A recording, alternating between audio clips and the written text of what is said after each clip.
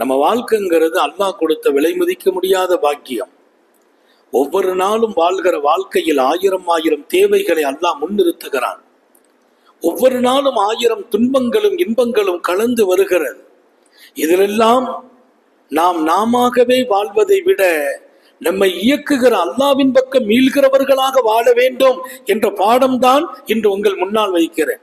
நான் வாழும் போதெல்லாம் நான் ரொம்ப மனம் கனத்தவனாக ஆகிவிடுகிறேன். ஆஹா, இந்த பிரச்சனை எப்படி சால்வ் பண்ண போறேன், இந்த கஷ்டத்திலிருந்து எப்படி ரிலீஃப் ஆக போறேன், நமக்கு நாமே அந்த சுமையை போட்டுக்கிறோம். ஆனா இந்த கஷ்டத்துல இருந்து நாம என்ன ரிலீஃப் ஆகிறது, இது என்ன பெரிய சுமை, இதை கொடுத்தவன்ட போனோம்னா அவன் இதை இறக்கி வைப்பான். சுமையை கொடுத்தவன்ட போய் இறக்கி வைக்க சொல்லணும்.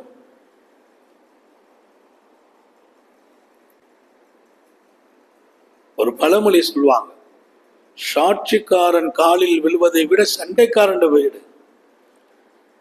யாரு உனக்கு கூட பிரச்சனை பண்றான்னு அவன்கிட்ட போய் கைய காலை பிடிச்சு அதுல இருந்து ரிலீஃப் ஆகு. சாட்சிக்காரன் போய் நீ கையை பிடிச்சிட்டு நிக்கிறத விட 2 சுத்த வேண்டியதில்லை, டைரக்டா போயிடு. உலக விஷயத்திலேயே அப்படி ஒரு பாடத்தை முன்மாதிரி காட்டுகிற போது படைத்த கருணை உள்ளவன் வாழ்க்கையில் அவன் சுமைகளை தருகிறான், துயர்களை தருகிறான், சந்தோஷங்களை தருகிறான். இந்த நேரங்களில் எல்லாம் நாம ருஜு இலல்லாஹ், அல்லாவின் பக்கம் திரும்புகிறவர்களாகவே இருந்து விடுவோமையானால் நமக்கு சுமை இல்லை. நமக்கு சுமை எப்போ, இப்படி ஒரு பிரச்சனை வந்துட்டு என்ன பண்ண போறோம் நீங்க நினைச்சீங்க, அது கஷ்டமாயிடும். நான் என்ன பண்ண முடியும், பிரச்சனை வந்திருக்குமா, நான் என்னமா பண்ண முடியும், நான் ஒன்றும் பண்ண முடியாது.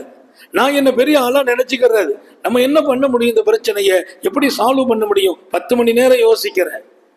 பிரச்சனை வந்துட்டா அதை பத்தி யோசிக்கவே கூடாது. அல்லாஹ் அந்த மாதிரி ஒரு பிரச்சனை முன்னால வந்து நிக்குது, எனக்கெல்லாம் ஒரு வழியும் தெரியாது ரப்பே, இதுல இருந்து நான் மீள்வதற்கு நீ வழியை தந்துருண்டு ராத்திரி படுத்து பாருங்க, காலையில பிரச்சனை பசுமையா போயிடும்.